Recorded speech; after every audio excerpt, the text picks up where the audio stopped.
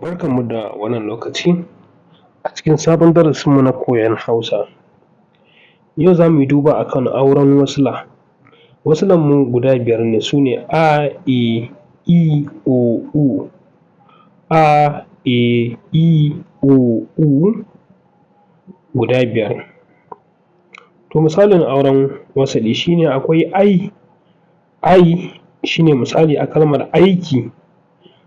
A da i sai ya zama aiki. Sai misalinmu na biyu akwai a da u shi ne au.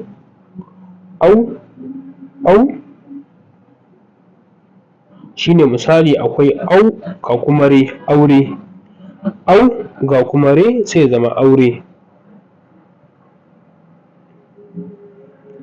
Au ga re, aure. Sai ɓangaren karatu kuma. Karatu aka ce wannan ai kaza ce. Misali ai auren wasali kenan ai. Sai misalinmu na biyu akwai au.